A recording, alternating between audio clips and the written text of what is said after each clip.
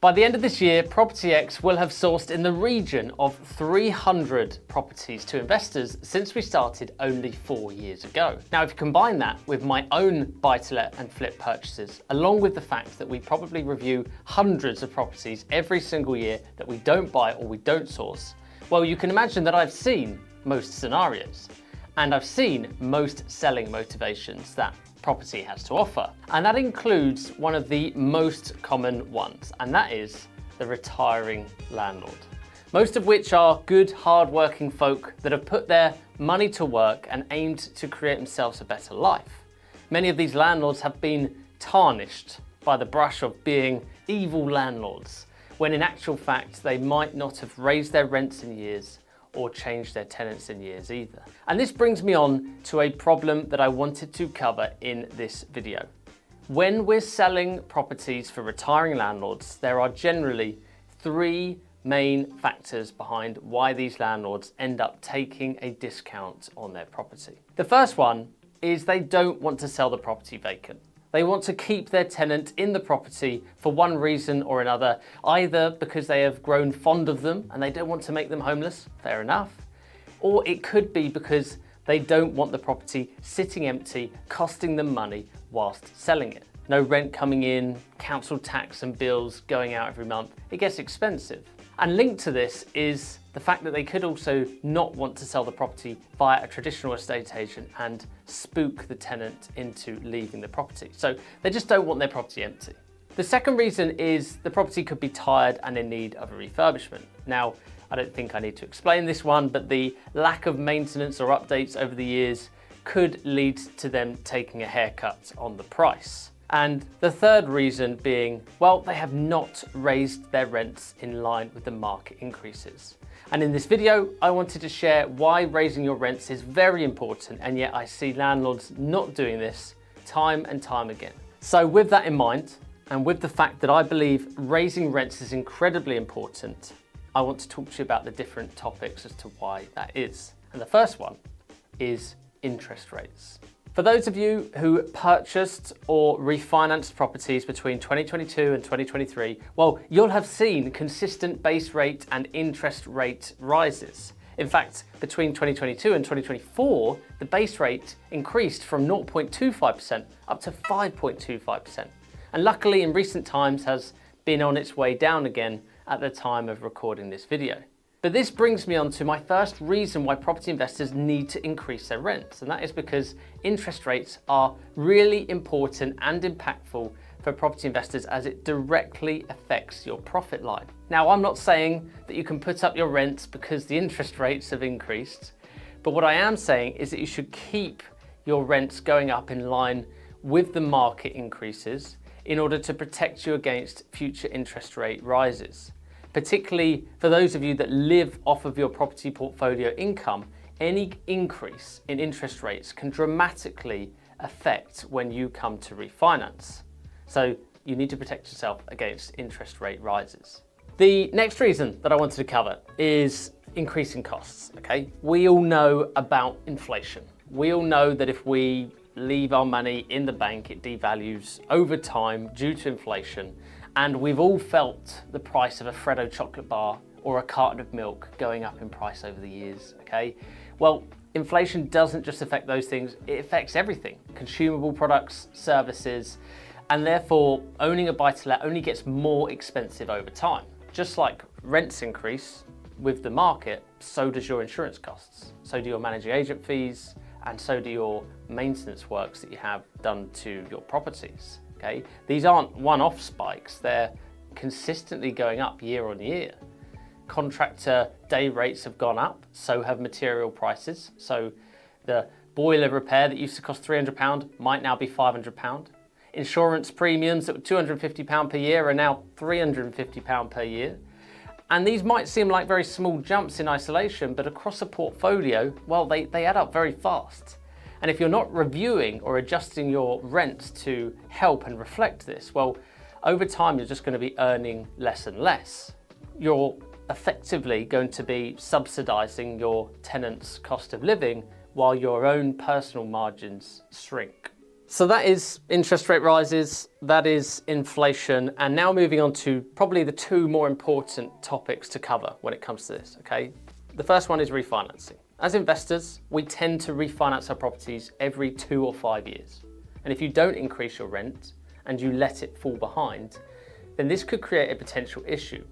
Let me explain it to you. You see, when I purchased my first buy-to-let property for £58,000, my mortgage cost was approximately £149 per month, interest only. You might ask, why was that so low?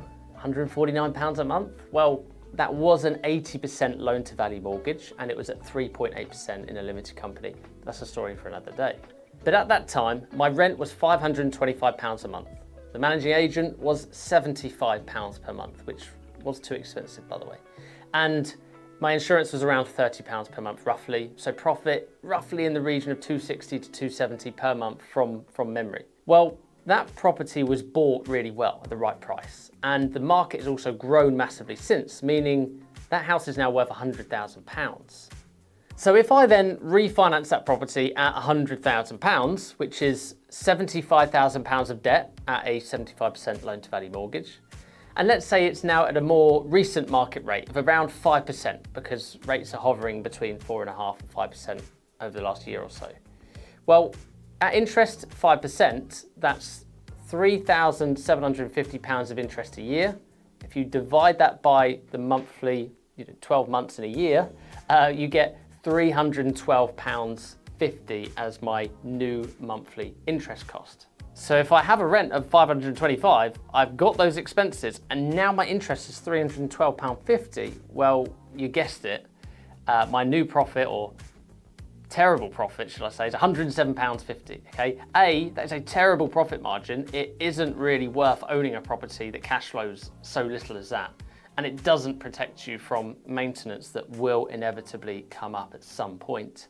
But B, the lender might not actually allow you to refinance because at that price, the rent isn't high enough in comparison to the interest, and therefore they could see it as a risk that you might not be able to make your monthly payments if other things come up, like maintenance. So yeah. Whereas if I had kept the property rented at a market rent, which is now about £750 per month, well, the profit after refinance would now be £302.50. So I'd release all that capital from the refinance and I'd still have a decent monthly profit over £300, which again highlights the importance of increasing the rent in line with the market. So that was refinancing. Now let's talk about selling your property. Okay, let's fast forward into the future. You're thinking of selling up your properties, maybe to retire, maybe to reinvest the money elsewhere. What's one of the first things that a buyer will look at? It's the rent. The rent directly affects how much they can borrow.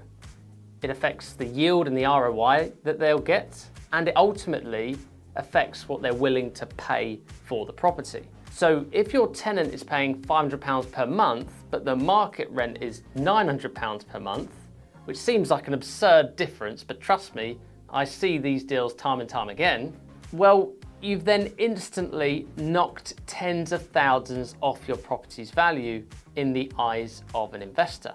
And unless you're prepared to evict the tenant, serve a rent increase, which could unearth a tenant issue if there is one there, or accept a lower price, then you might find it very difficult to sell. So in other words, by not raising rent gradually over time, you're not just losing money every month, you're actually losing money when you sell as well. So it's a double hit. And to add to this further, I've seen it where buyers are unable to get mortgages, so they're trying to buy it, but they can't get the mortgage because again, the rent isn't enough against the potential monthly interest costs, meaning that either they have to buy the property with bridging or as a cash purchase, and inevitably probably have to negotiate the price down to make up for doing that. So most people end up selling their property, their asset, when they are just simply exhausted by them. They are at the end of the road with property, but that is also when they are at the worst possible situation to sell. Hence why you get a lower price for the property. Whereas what you need to try and do is reframe that and plan to sell your asset in the best possible condition with the best rental setup and the best rental price if you want to achieve the best sale price. So to round up, my methodology is this. Every year I review the rents of my properties. If the market has gone up, then I will increase my rents in line with that. If the market hasn't changed, then I keep the rental prices the same, obviously. So yes, it is hard to increase your rent on a tenant who has been very loyal to you, looked after the property well, and never caused any hassle, but you still need to do it. My recommendation is to keep the property at market rate or as close to market rent as you can, maybe finding a fair medium for both you and your tenant. To give you an example, one of my properties rented at £950 per month was due for renewal and was due to be increased to £1,000 per month at the end of the tenancy. Okay, and the letting agent was really pushing me to do this increase. But from my perspective, my tenant had been great. Always pays on time, never causes a hassle, and I quite frankly want to keep him at my property for as long as possible. So I decided to split the difference and increased up to £975 per month. This allows me to stay within market range, but also not ruin the relationship with the gentleman living there, okay? Some people will agree with my decision to do that and some won't, but I think it's a fair balance between the two. But there you have it. There are my views on increasing rents and why it's so important. Do you agree or disagree? Do you think I've missed anything? Any other reasons why it's so important? Let me know in the comments below. And of course, I'll see you in the next video.